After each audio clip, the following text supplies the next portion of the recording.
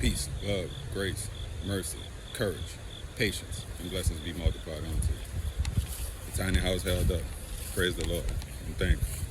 And even my little plastic shed still there, holding the equipment. I'm thankful. But I want to give you this message that it's time to get yourself ready. Because everybody on the street ain't got no power. Riding in, all you heard was generators. And, no, ain't gonna say no cell phone service, but service been choppy over the last couple of days here, and so I hadn't been here. Just hearing the people in the gas stations and stuff like that, they saying that, no power, no Wi-Fi, and, sometimes no internet or nothing like that. So it's rough on people, right? Not having the creature comforts. And, you gotta gain your skills, because you ain't gonna be able to YouTube it. So you're gonna have to know how to do it, or have a book, instruction manual on how to, repair things. And sometimes you might have to repair yourself, stop the bleeding, or you have some infection or something like that. And you gotta gain them skills that you required to have, moving through this world. And so, you're running out of time. Resources are thin. Everything getting much more expensive. And so, in order for you to put that, I ain't gonna say disposable income, but that extra income that's not allocated to bills and things like that, toward improvements in your life, you gotta sacrifice. A lot of people used to say, "Why are you buying this? You could just do this. You could just borrow that." I said, "Man, I'm gonna need that." And when my brother-in-law was like, "Man, you must be burning that Lowe's card up." I said, "Man, that's paid for.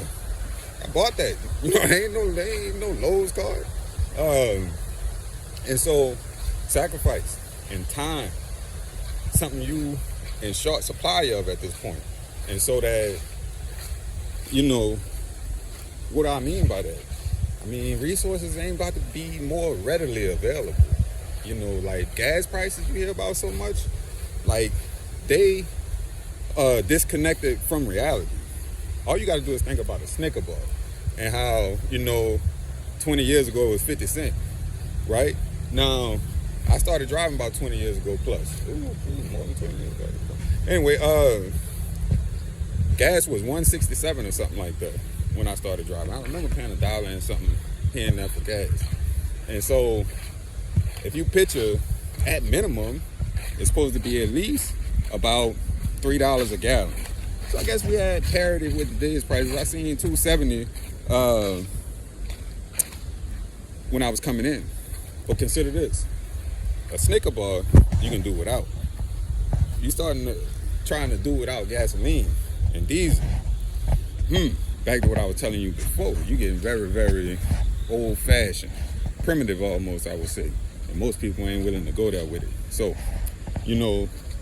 just know the time is at hand, and you might want to think about solar panels and, different ways to allocate your money, buying you some land, you know what I'm saying?